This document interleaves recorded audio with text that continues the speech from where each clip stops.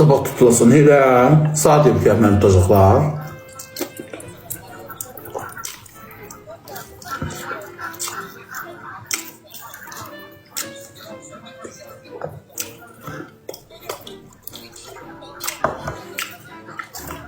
Hamı yemək yiyir də, mən acından ölən adamlar içməmişəm. Pişirirəm, yeyirim, mən belə sevirlər də. Belə tanınmışam da, yeməklərimdə, maraqlı keçə yeməklər pişirmişəm, insanların xoşuna gəlir.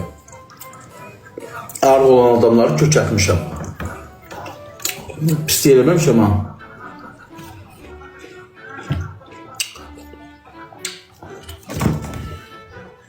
Xoşuna gəlmir, amma girib mənə baxırsınız. Biz sevməyən, bəyənməyənlər də çıxmışsınız canımdan. Günüz atıram canımdasınız. Adama deyəm, mən xoşlamadığım insanı şəxsən blok atmışam ki, onun nə videosu çıxsın qabağıma, nə canlısı. Blokumdadır. Deməli, içiniz gedir ki, baxırsınız da o mən bəyənməyənlərə aid daha sözüm.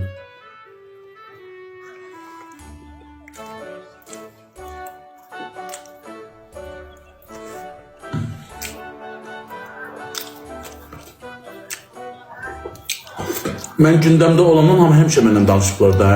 Həmişə mənimlə danışıb canım qaldırlar da.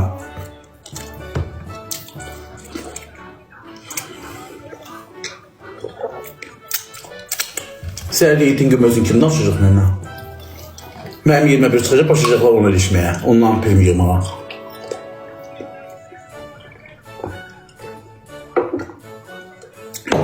Dünən yoxsa da gün canlımda 20 min insan var idi. Niyə ilə qoşulub söhbət eləyəndə? 20 min. Paxıllıq. Məndən danışıb canı qaldırırlar da. 20 min dünən insan vardı. Gözləri götürmür. Sevən də, sevməyən də girib baxır. Maraqlıyam girib baxırlar. Onlara niyə baxan yoxdur?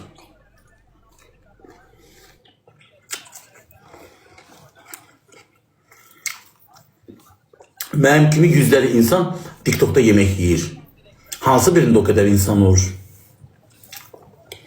Yüzlərlə.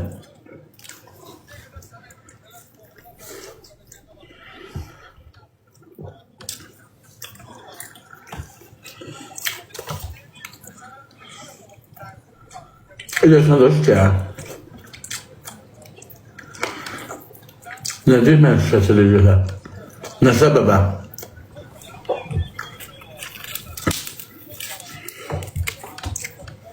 Kim şikayət edib bursun, durmasını indirsin, nə səbəbə? Nağan işıq o görək. Kimsə qapısına daş atmışam. Bostanına daş atmışam.